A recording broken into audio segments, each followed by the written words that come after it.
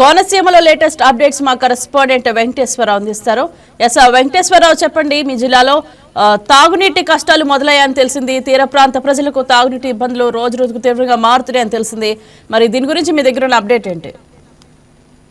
Morning Ambedkar Konaseema జిల్లాలోని తీర ప్రాంత ప్రజలకు మంచినీటి కష్టాలు మొదలయ్యని చెప్పుకోవచ్చు.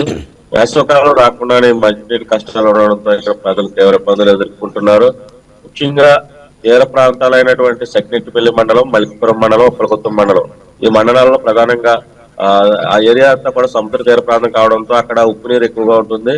వారికి మంచినీటి పథకం ద్వారా మంచినీరు అందిస్తారు, సురక్షిత మంచినీటి పథకం ద్వారా. అయితే ఈ వేసవకాలం రాకుండానే నీటి ఎద్దడి మొదలైందని వారైతే వాపుతున్నారు.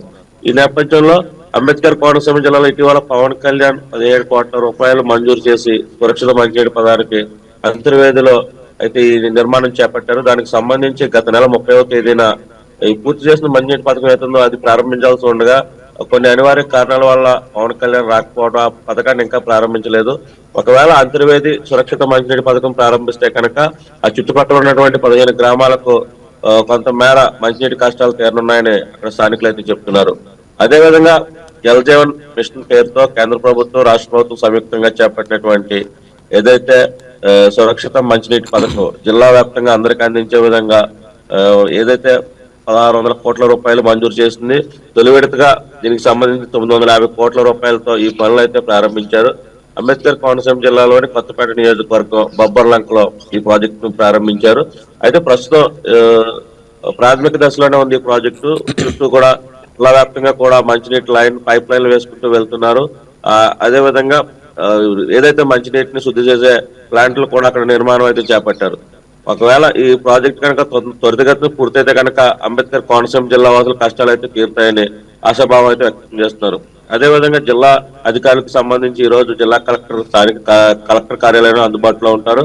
అదేవిధంగా ఎస్పీ కూడా జిల్లా ఎస్పీ కార్యాలయంలో అందుబాటులో ఉంటారు. ఎమ్మెల్యేలంతా కూడా అమరావతిలో ఉన్న కారణంలో స్థానికంగా ఎవరు కూడా ఇక్కడ అందుబాటులో లేరు.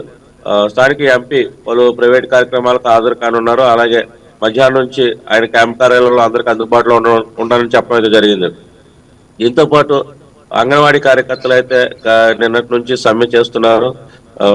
తమ న్యాయపరమైన డిమాండ్లు 26,000 శాలరీ పెంచాలని, అదేవిధంగా మధ్యాహ్న భోజన పథకం మెనూ ఛార్జీలకు సంబంధించి రేట్లు కూడా పెంచి వారికి చెల్లించే విధంగా చర్యలు తీసుకోవాలని, దీంతో పాటు పని ఒత్తిడి తగ్గించాలని, యాప్లు ఏదైతే ఉన్నదో యాప్లు కూడా తగ్గించి తమకు న్యాయమైన ఏదైతే కోరికలు ఉన్నాయో అవన్నీ కూడా నెరవేర్చే విధంగా ప్రభుత్వం స్పందించాలని దీక్ష చేస్తున్నారు.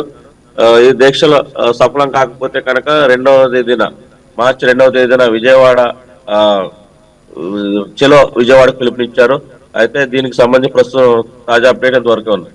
రైట్ వెంకటేశ్వరరావు, మీ కోనసీమ వాతావరణం ఎలా ఉంది? ప్రస్తుతం అంబేద్కర్ కోనసీమ జిల్లా అయితే నిన్న రాత్రి నుంచి కూడా ఈ ప్రాంతం అంతా కూడా మేఘావృతమై ఉంది. సడన్ గా వాతావరణంలో మార్పులు సంభవించాయి.